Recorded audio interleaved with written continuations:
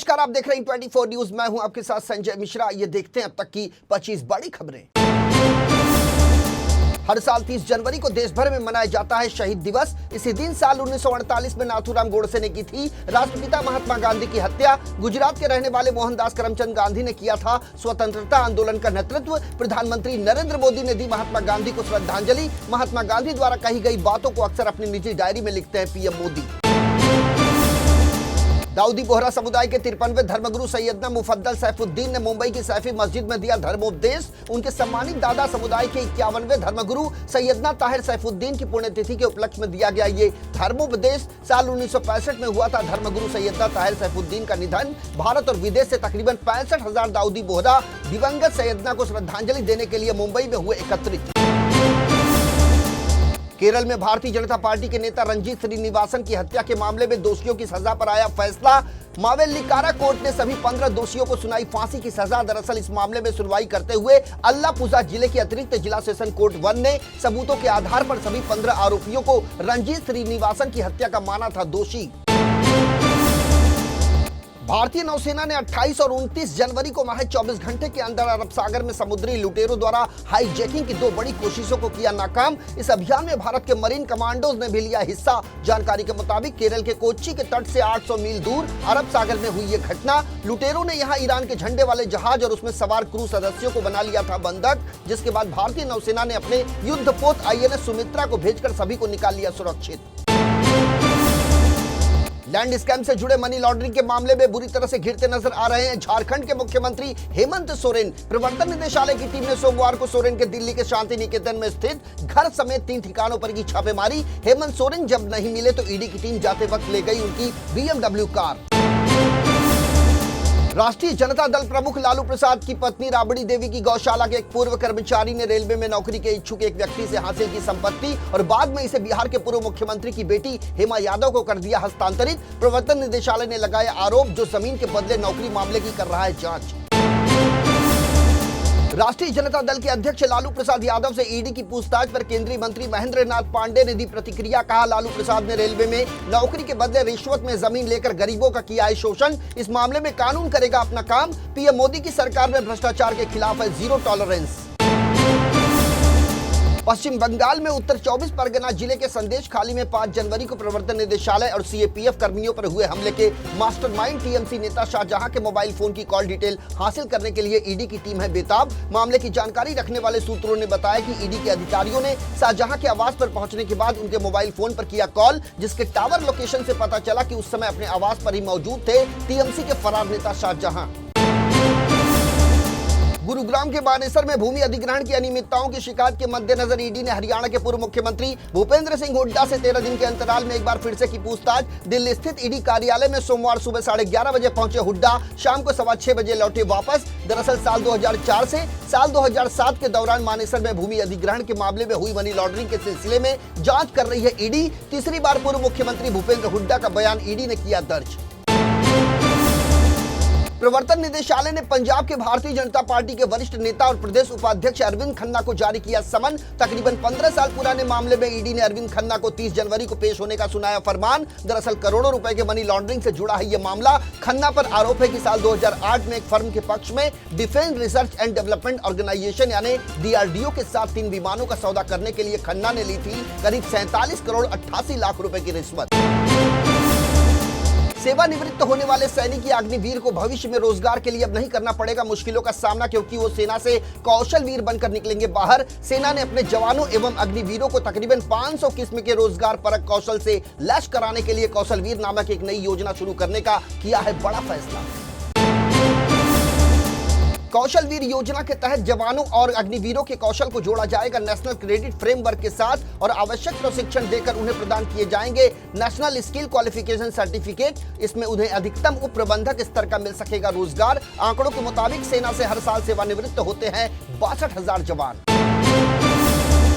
निर्वाचन आयोग ने 15 राज्यों की 56 राज्यसभा सीटों पर जारी किया चुनावी कार्यक्रम। इनमें उत्तर प्रदेश की हैं सबसे अधिक 10 सीटें। इन सीटों पर 27 फरवरी को होगा मतदान और उसी दिन आ जाएंगे नतीजे। 8 फरवरी को शुरू होगा नामांकन। पर्चा दाखिल करने की अंतिम तिथि है 15 फरवरी। 16 फरवरी को होगी पर्चों की जांच और 20 तक अपना नाम वापस ले सकेंगे सभी प्रत्याशी। दरअसल 2 अप्रैल और 3 अप्रैल को कई राज्यसभा सांसदों के खत्म हो रहे हैं कार्यकाल। इनमें यूपी की 10 सीटों के अलावा महाराष्ट्र, बिहार की 6-6 और मध्य प्रदेश, पश्चिम बंगाल की 5-5 सीटें हैं शामिल। तो वहीं कर्नाटक, गुजरात में 4-4 सीटें और उड़ीसा, तेलंगाना, आंध्र प्रदेश, राजस्थान में 3-3 सीटों पर होगा चुनाव। उत्तराखंड, हिमाचल प्रदेश, हरियाणा और छत्तीसगढ़ की भी 1-1 सीटें भी हैं इनमें शामिल। बिहार के नए उप मुख्यमंत्री सम्राट चौधरी ने राष्ट्रीय जनता दल को लेकर किया बड़ा खुलासा। उनका कहना है कि मुख्यमंत्री नीतीश कुमार की पार्टी के विधायकों को अपने दल में लाने की कोशिश कर रही है राष्ट्रीय जनता दल। हालांकि आरजेडी ने सभी आरोपों का किया खंडन, साथ ही भारतीय जनता पार्टी पर ही विधायकों को हथियाने के लगाए आरोप। परीक्षा पे चर्चा कार्यक्रम में प्रधानमंत्री नरेंद्र मोदी ने स्मार्टफोन से जुड़े कुछ नियमों का पालन करने की दी विद्यार्थियों को सलाह। कहा, अपने स्मार्टफोन का पासकोड अपने परिवार को जरूर बताएं छात्र छात्राएं। पीएम ने कहा कि अपने घर में नो गैजेट जोन बनाए सभी विद्यार्थी। डिनर के समय अपने पास न रखे फोन या गैजेट। इससे परिवार के बीच बढ़ेगी पारदर्शिता और करीबी। इससे तकनीकी बोझ से भी मिलेगा छुटकारा। प्रधानमंत्री ने माना कि आज तकनीक का उपयोग सबके लिए है जरूरी, लेकिन इसके लिए अभिभावकों को बनाने होंगे नियम। कुख्यात लॉरेंस बिश्नोई गैंग के एक सदस्य की हरियाणा में की गई हत्या, राजन के रूप में हुई है मृतक की पहचान। बताया जा रहा है कि बिश्नोई गिरोह का मुख्य शूटर था मृतक राजन। पुलिस सूत्रों से मिली जानकारी के मुताबिक हत्यारों ने हाथ पांव बांधकर राजन को पहले गोलियों से किया छलनी, फिर लगा दी आग। यमुनानगर से बरामद किया गया मृतक राजन का शव। पुलिस के मुताबिक हरियाणा के कुरुक्षेत्र का रहने वाले राजन के खिलाफ दर्ज थे कई आपराधिक मामले। अमेरिका में की गई भारतीय छात्र की बड़ी बेरहमी से हत्या। गौर करने वाली बात यह है कि जिस बेघर नशेड़ी की मदद करता रहा भारतीय छात्र, उसी ने ही हथौड़े से 50 वार करके ले ली उसकी जान। अमेरिका के जॉर्जिया राज्य के लिथोनिया शहर की एक घटना। खबर के मुताबिक हरियाणा के पंचकुला के रहने वाले 25 वर्षीय विवेक सैनी ने लिथोनिया से किया था MBA। वो एक स्टोर पर करता था पार्ट टाइम जॉब। घटना की जानकारी मिलने के बाद जब पुलिस मौके पर पहुंची तो विवेक की डेड बॉडी के ऊपर ही खड़ा था आरोपी फॉकनर।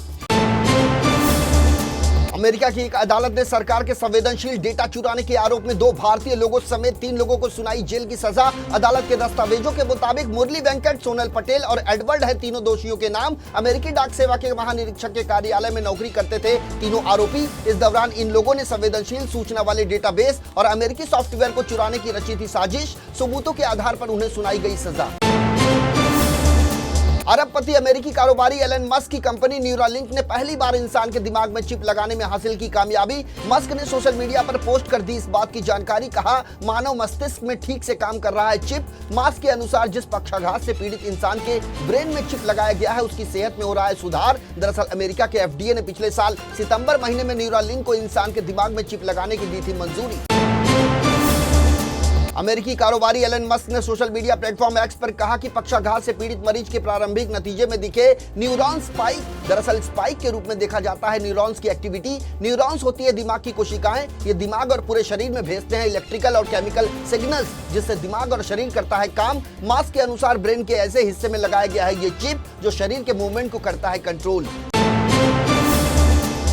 मालदीव में थमने का नाम नहीं ले रहा है कई दिनों से जारी सियासी बवाल। दरअसल रविवार को मालदीव की संसद ने 2 मंत्रियों और अटॉर्नी जनरल की नियुक्ति को कर दिया था खारिज, लेकिन राष्ट्रपति मुइज्जू ने अड़ियल रवैया अपनाते हुए कुछ घंटे बाद ही उन्हें फिर से कर दिया बहाल। इससे पहले कैबिनेट अप्रूवल के लिए बुलाए गए स्पेशल सेशन में विपक्षी दलों ने भी किया था 4 सांसदों को कैबिनेट में शामिल किए जाने का विरोध। मामला इतना बढ़ गया कि आपस में ही भिड़ गए सांसद, जिनके बीच जमकर चले लात और घूंसे। मुंबई के पूर्व पुलिसकर्मी सचिन वाजे ख्वाजा यूनिस की हिरासत में हुई मौत मामले में बनना चाहते हैं सरकारी गवाह। सोमवार को उन्होंने एक अदालत के समक्ष दायर की है याचिका। सचिन वाजे ने कहा कि मैं पिछले 20 सालों से इस मामले के लंबित होने के कारण हूं पीड़ित। ये न केवल कानून की प्रक्रिया का है दुरुपयोग, बल्कि ये मेरी प्रतिष्ठा और समाज में स्थिति को पहुंचा रहा है नुकसान। महाराष्ट्र के ठाणे जिले में आकर्षक वेतन वाली ऑनलाइन नौकरी का झांसा देकर 3 लोगों के साथ कथित तौर पर की गई तकरीबन 20 लाख रुपए की धोखाधड़ी। कल्याण की खड़कपाड़ा पुलिस के मुताबिक पीड़ितों में एक ने पुलिस को दी गई शिकायत में किया दावा। कहा, एक महिला ने टेलीग्राम ऐप के माध्यम से आकर्षक रिटर्न का झांसा देकर पैसों का कराया ऑनलाइन निवेश, लेकिन बाद में न मिला फायदा और न ही मिला मूलधन। 31 जनवरी से शुरू होने वाले संसद के बजट सत्र से पहले सभी सांसदों का निलंबन किया जाएगा रद्द। केंद्रीय मंत्री ने दी इस बात की जानकारी। उन्होंने कहा कि शीतकालीन सत्र के दौरान 146 विपक्षी सांसदों को किया गया था निलंबित। दरअसल विपक्षी सांसद लोकसभा में सुरक्षा उल्लंघन को लेकर कर रहे थे केंद्रीय गृह मंत्री अमित शाह के बयान की मांग। भारी हंगामे के बीच इन सांसदों को किया गया था निलंबित। तो ये थी अब तक की 25 बड़ी खबरें। देश और दुनिया की ताजा तरीन खबरों के लिए बने रहिए इन 24 न्यूज के साथ। मुझे यानी संजय मिश्रा को दीजिए इजाजत। नमस्कार।